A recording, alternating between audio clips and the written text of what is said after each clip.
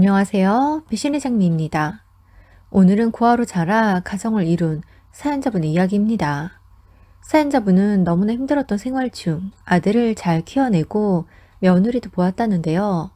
자신을 닮아 있는 며느리의 모습에 사돈이 있음에도 내 딸이다 생각하고 아꼈다고 합니다. 그러던 어느 날 며느리를 향한 사돈의 안하무인한 행동을 보고 경악을 금치 못해 제대로 창피졌다는 사연. 지금 시작합니다. 저희 아들은 학창 시절 공부를 제법 잘했습니다. 초등학생 시절부터 늘 만점을 받아왔고 중고등학교에 들어가고 나서도 전교 5등 밖을 벗어나 본 적이 없었습니다. 그런데 저희 집이 너무 가난했어요. 학원을 한번 제대로 보내기도 어려웠었습니다. 그랬기에 남편과 악착같이 살아 아들 대학 등록금이라도 마련해 주려고 무던히 애를 썼습니다. 저희 부부는 매일 아침 일찍 출근을 하였기에 새벽같이 일어나 새 밥을 짓고 넉넉하진 않아도 아들이 일어나 먹을 아침을 차려놓고 학교에 들고 갈 밥과 반찬을 도시락에 담아서 주방에 올려주고 출근하곤 했었습니다. 무슨 일이 있어도 아들 밥은 매일 따뜻하게 새 밥을 지어 챙겨 주었지요. 저희 부부는 둘 다 천의 고아로 자랐기에 기댈 곳도 도움을 받을 곳도 없이 정말 맨 땅에 헤딩하는 기분으로 살아왔었습니다. 우리는 부모 없이 자랐지만 아들만은 부모의 그늘 안에 있는 기분을 느끼게 해주려고 노력했습니다. 아들이 고3이던 해 아들이 취업을 하겠다고 합니다. 대체 이게 무슨 말인가 싶어서 대체 왜 그러냐고 했어요. 아들은 하고 싶은 일이 있기에 그 일을 일찍 시작하며 사회로 빨리 나가고 싶다고 합니다. 하지만 아들이 그 말을 굳이 들을 수 없었습니다.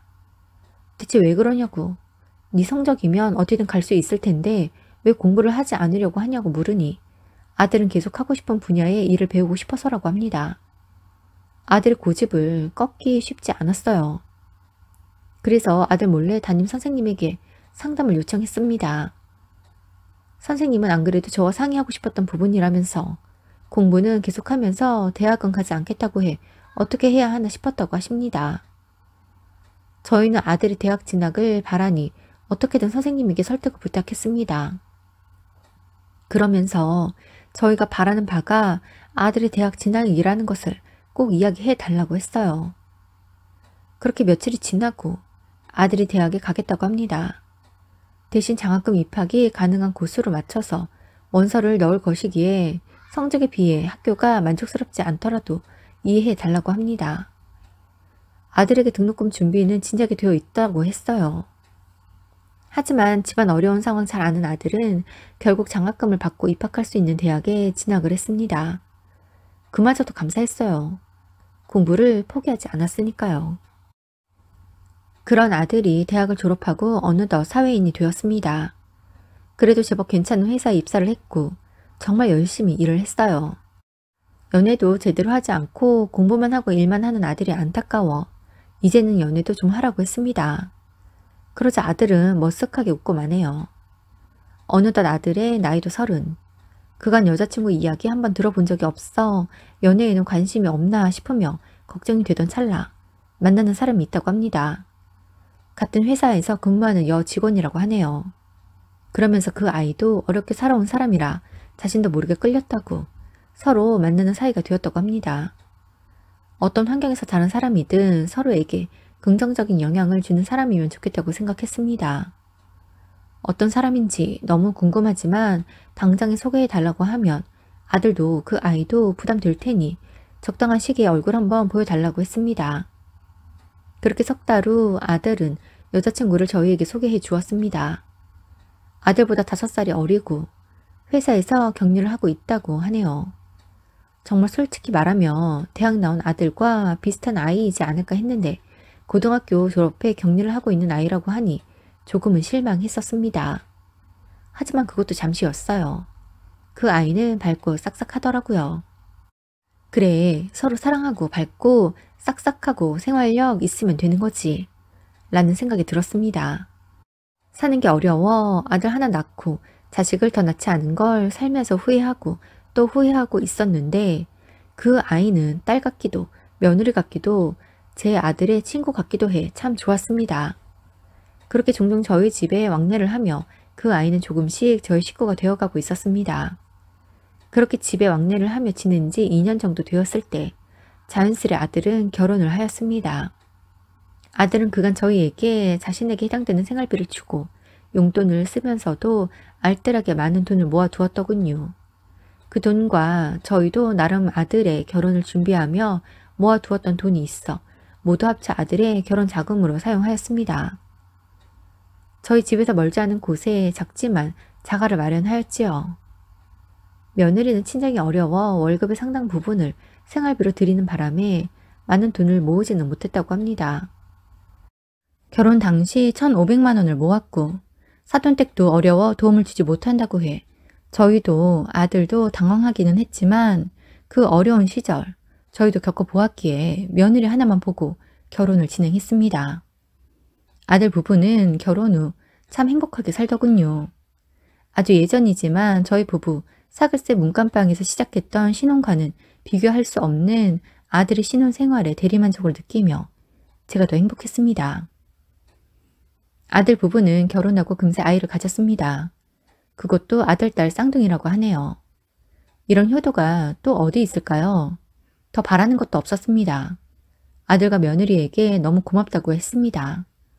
며느리는 임신과 동시에 직장을 그만두었습니다. 아들 혼자 벌어 부담이 될까 부모로서 괜히 걱정도 되었지만 결혼한 이상 한 집안의 가장이니 그건 아들이 짊어지고 가야 하는 상황이라고 생각했습니다. 며느리는 알뜰히 살면서 살림도 곧잘 하였습니다. 첫 손주들이라 할머니 할아버지 된 마음에 이것저것 사주고 싶은 것들이 많은데 며느리는 아이들 용품 잠깐 쓰고 지나가면 골칫덩이 된다며 육아 카페나 중고 장터에서 저렴한 값에 사고 다시 되팔면 된다고 합니다. 그래서 저희는 아이 옷과 직접 아이 피부에 닿는 것들에 관해서만 새 것으로 사주었어요. 대신 쌍둥이 품느라 고생한 며느리가 출산하는 날 나름 두둑한 용돈 봉투를 선물해 주었습니다. 우리 쌍둥이 손주들이 태어나던 날 밤 저희 부부는 집에 와서도 손주들의 탄생에 대한 여운이 다 가시지 않았었습니다. 그래서 둘이 맥주 한잔하며 기쁨에 눈물을 지으며 우리가 이런 날을 그 예전엔 감히 생각이나 해봤겠냐고 작지만 우리만의 집에 아들 장가보내고 착한 며느리의 손주들까지 있으니 이제는 더 바라는 것도 원하는 것도 없다고 했습니다. 며느리는 쌍둥이도 야무지게 키워냈습니다. 가끔은 며느리가 아이 둘 키우느라 힘에 부치지 않을까 싶어 문 앞에 반찬도 놓고 오고 2주에 한 번씩은 주말에 아이들을 봐주며 아들 부부만의 시간도 갖게 해주었습니다. 나이 들어 쌍둥이 손주들을 본다는 게 솔직히 쉽지는 않았어요. 정말 힘들어도 내 새끼니까 봤습니다. 하지만 다른 것보다 그 예전 저희 부부가 죽으나 사나 매일같이 일을 하러 나가야 했던 그 시절 우리 아들이 열이 나고 아파도 봐줄 사람이 없어 아파도 학교에 가서 양호실에 누워 있으라며 보내야 했던 게 한이 되었던지라 우리 손주들만은 내 손길이 필요하다고 하면 얼마든지 아들 부부를 위해 봐주려고 했습니다. 며느리가 그렇게 쌍둥이를 셋둘까지 키워내었던 어느 날 그날은 오랜만에 며느리와 단둘이 맥주를 한잔 했었습니다. 며느리에게 어렸을 때 꿈이 뭐였냐고 물으니 유치원 선생님이라고 하네요. 그런데 대학 원서까지 넣어 합격을 했는데도 사돈이 대학 보낼 돈 없다고 집이 어려우니 사회로 바로 나가라고 하는 바람에 회사 격리 일을 하게 되었다고 합니다. 그 말을 듣는데 마음이 짠하더라고요. 이제 며느리도 제 자식인데 자식이 하고 싶은 공부를 돈 때문에 못했다는 이야기를 듣고 아무렇지 않을 부모는 없을 거라고 생각합니다. 며느리에게 쌍둥이도 좀 커서 유치원에 다니고 하니 여력이 된다면 공부를 해보라고 했습니다. 그러자 며느리의 눈이 반짝이네요. 하지만 이내 미소를 지으며 그건 아닌 것 같다고 쌍둥이 밑으로도 돈이 제법 들어가기에 정말 필요할 때 쓸 돈을 마련하기 위해 자신을 위해 쓸 돈은 없다고 합니다. 그리고 보니 며느리는 매번 옷도 몇 벌로 돌려 입는지 그 옷이 그 옷이고 이제 30된 이 예쁜 아이가 그냥 누군가의 아내, 누군가의 엄마로만 지내는 모습이 안타까웠어요. 그래서 하루는 아들에게 며느리와 나눈 이야기를 하며 너희 가게 경제야. 나는 모르지만 조금의 여력이 된다고 하면 아직 젊은 며느리 꿈을 위해 써보라고 했습니다. 아이들은 제가 봐주겠다고 했어요. 그러자 아들은 생각에 잠기더군요. 며느리는 제 남편에게서 이야기를 들었는지 제게 너무 고맙다고 합니다. 이제는 그 꿈을 줬기에 늦었다고 생각했는데 조금씩 용기가 생긴다고 합니다. 마침 아들이 그간 붓던 적금 만기가 다가와 며느리 학비로 쓸 수 있는 자금이 있었던 거였습니다. 그렇게 다음해 며느리는 3년제 전문대 유아교육과에 입학을 했습니다. 학교를 다니며 어찌나 열심히 공부를 하는지 과탑을 놓치지 않고 3년 내내 전액 장학금을 탔습니다. 며느리 학비에 보태주려고 저희도 조금 모아둔 돈을 생각하고 있었는데 전혀 쓸 일이 없었습니다. 며느리가 대학 1학년 2학기 다니던 어느 주말이었습니다. 그날따라 아들은 출장 중이었고 며느리는 시험 기간이었기에 힘들겠다 싶어 쌍둥이를 제가 좀 봐주려고 며느리 집에 갔었지요. 그런데 며느리 집 앞부터 소란스럽습니다. 현관도 미처 다 닫혀있지 않더라고요. 그래서 왜 그런가 하고 보니 안싸돈이 와 있네요. 안싸돈이 며느리에게 너 우리 굶겨 죽일 작정이야? 기껏 키워놨더니 딱 5년 벌고 시집가 버리고 말이야. 애 생겼다고 일을 그만둬서 친정 힘들게 했으면 애 키워놓고 빨리 다시 돈을 벌 생각을 해야지. 공부를 한다고? 사돈댁도 그렇게 여유 있는 집은 아닌 것 같은데 너 이러고 들어앉아서 공부하는 거 아시니? 나 같으면 며느리가 돈 안 벌고 공부하면서 돈 까먹는다고 하면 당장에 쫓아냈어 이년아. 엄마, 내 꿈이 유치원 교사였던 거 엄마도 잘 알잖아. 그걸 우연히 어머님이 아시고는 먼저 제안해 주신 거야. 그리고 그 일가 공부해 보라고 지원해 주는 거고. 내가 학교 가 있는 시간에는 어머님이 아이들도 봐주셔. 그리고 나 결혼해서 시댁에 생활비 보내드린 적 없어. 우리 시부모님 아직도 두 분 모두 사회생활 하면서 각자 밥벌이 하셔. 엄마보다 4살 7살 많아도 다 일하신다고. 그런데 엄마는 왜 일 안 하고 시집간 딸한테 생활비를 달라는데? 난 그게 더 정상적으로 보이지 않는데? 너 말 다 했어? 내가 너 19살까지 키웠잖아. 그러면 최소 네가 날 19년은 생활비 대야지. 안 그래? 너도 엄마 되었으니 알잖아. 애는 그냥 커? 다 돈으로 키우는 거야. 너도 내 애가 그렇게 키웠어. 야, 너는 쌍둥이 나와서 좋겠다. 한 방에 생활비 2배씩 들어올 테니. 엄마, 나 그런 거 바라면서 아이들 키우는 거 아니야. 내가 엄마 손에서 자랐지만 엄마의 그런 점이 싫었기에 내 아이들에게만은 하지 않으려고 해. 며느리의 그 말에 사돈이 격분을 하더니 때릴 것 같은 제스처를 취합니다. 그 모습에 놀라 얼른 집 안으로 들어갔습니다. 사돈은 절 보더니 흠칫 놀라시더니 교양 있는 척을 하시네요. 웃기지도 않았습니다. 그리고는 이내 제게 어쩐 일이냐고 합니다. 그래서 혹시 사돈도 아이들 봐주러 오셨어요? 전 저희 아들이 하필 며느리 시험 기간에 출장이라고 해서 편히 시험 공부하라고 아이들 봐주러 왔습니다. 아, 시험 공부.